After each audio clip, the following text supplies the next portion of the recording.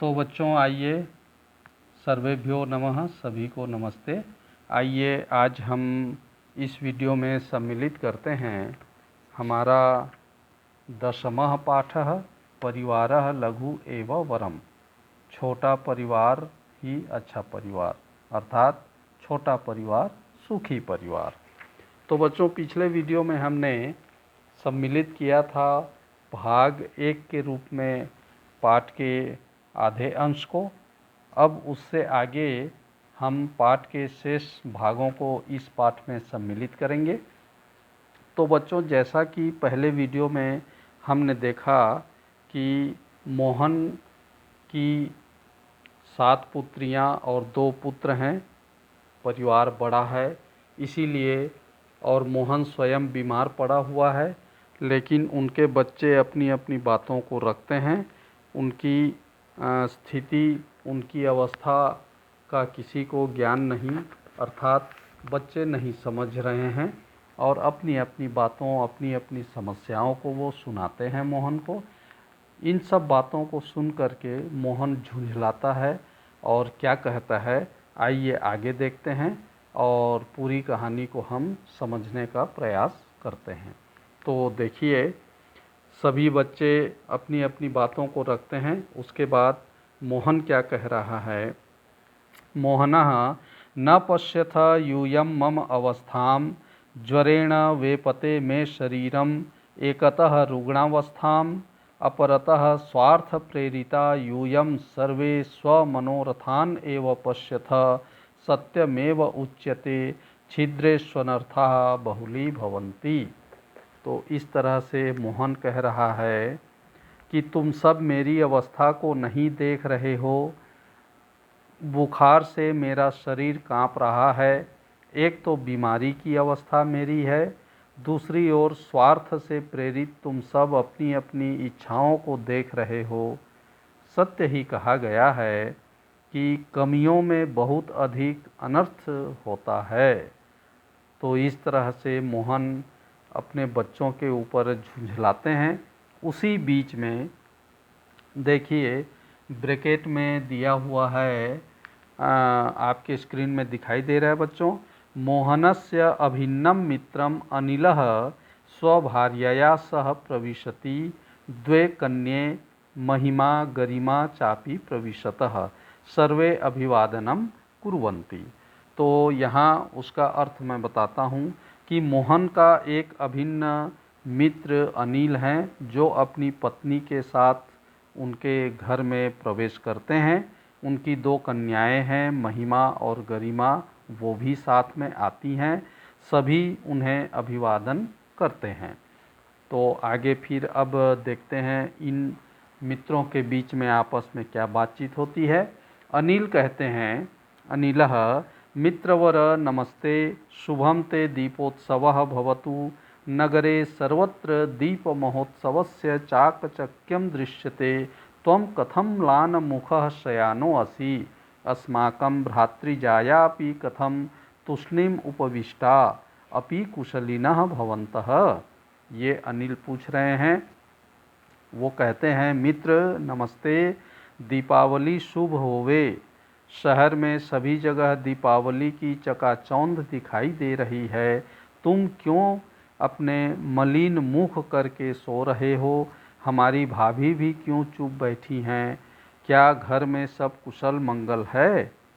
तो फिर मोहन कहते हैं कि भ्रातृवर अस्मिन् हर्षोल्लास समये कातर वचनानि ब्रुवाणः अस्माकं भगिनी पुत्रान् कन्यकाः च कथं दुःख सागरे निमज्जयसि, संसारे दुःखानि सुखानि च चक्रवत् परिवर्तन्ते, आत्मबलं न त्याज्यम आपत्स्वपि। अब मोहन कह रहा है कि भाई, इस हंसी खुशी के समय कातर कथन कहकर हमारी बहन, पुत्रियों और कन्याओं को क्यों दुख के सागर में डुबो रहे हो? संसार में सुख दुख पहिए के समान घूमते रहते हैं। मुसीबतों में आत्मबल नहीं त्यागना चाहिए। तो फिर मोहन मित्रः परिवार एव मम दुःखस्य कारणम मम एषा पुत्री श्यामा विवाह योग्या संजाता। मोहन कहते हैं कि मित्र परिवार ही मेरे दुख का कारण है। मेरी यह पुत्री श्यामा विवाह योग्य हो गई है। तो अनिल फिर कहते हैं, मित्रवर न ते वचो अभिनंदामि चिंता तु शिक्षा दीक्षा कृते च करणीया यदि अन्यथा न मन्यसे तर्हि बृहत् परिवारः एव युष्मदीयं दुःख कारणम वृत्त्या तु भवत्सदृशमेव अर्थोपार्जनम क्रियते मया। अनिल कह रहे हैं, हे मित्र, मैं तुम्हारे वचनों से सहमत नहीं हूँ। चिंता तो शिक्षा और दीक्षा के लिए करनी चाहिए। यदि अन्यथा न माने तो मैं एक बात कहूँ, आपका बड़ा परिवार ही आपके दुखों का कारण है। पेशे से तो आपके समान ही मैं भी धन उपार्जन करता हूँ। तो इसी बीच में उनकी पत्नी श्रुति कहती हैं, भ्रातृवर मम तु कन्ये पुत्र समय एव स्तः एका तु चिकित्सा क्षेत्रे आयुर्वेद पाठ्यक्रमे अध्ययनं करोति अपरा संस्कृत स्नातकोत्तर पाठ्यक्रमे पठति आवां स्वस्थौ प्रसन्नौ स्वद्वे कन्यके अपि च अस्माकं सदनं सानंदम। वो कहती है श्रुति, भाई साहब, मेरे लिए तो लड़कियां पुत्र के समान ही हैं। एक तो मेरी पुत्री चिकित्सा क्षेत्र में आयुर्वेद पाठ्यक्रम का अध्ययन कर रही है और दूसरी पुत्री संस्कृत में स्नातकोत्तर पाठ्यक्रम पढ़ रही है।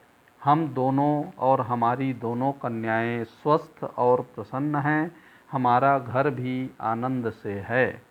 तो राधिका इसी बीच में कहती हैं, जो मोहन की पत्नी हैं, भगिनी आवाभ्याम नियोजित परिवार विषय कदापि न चिंतितम अस्मिन् विषये पूर्वम आवाम न प्रेरितौ। राधिका कह रही हैं, बहन, हमने नियोजित परिवार के विषय में कभी नहीं सोचा। इस विषय में पहले हम दोनों प्रेरित नहीं किए गए। तो अनिल कहते हैं, गतस्य शोचनम न करणीयम। ये आपके स्क्रीन में दिखाई दे रहा है बच्चों।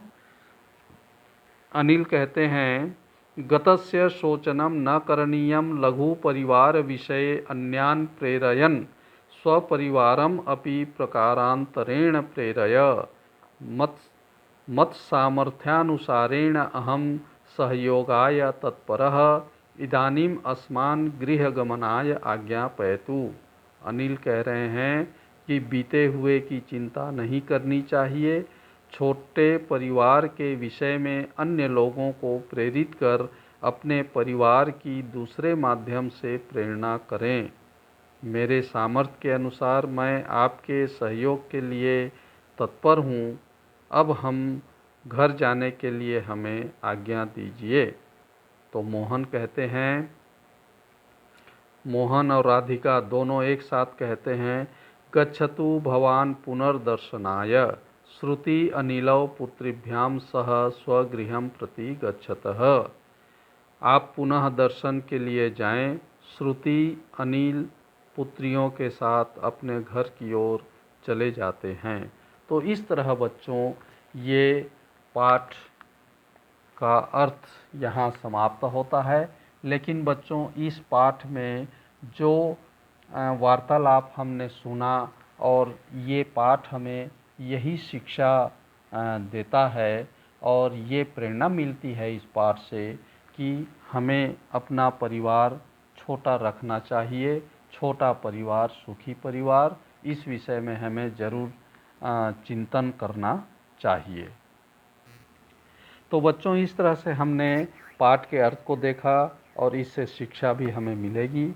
तो साथियों, बच्चों, इसी तरह के संस्कृत से संबंध पाठ हम आपको रोज़ प्रेषित करते हैं और इस तरह व्याकरण से संबंधित या फिर पाठों से संबंधित वीडियो प्राप्त करने के लिए हमारे चैनल को लाइक करिए, सब्सक्राइब करिए और शेयर भी करें, और नए नए वीडियो प्राप्त करने के लिए बेल आइकन को ज़रूर दबाएं। धन्यवाद।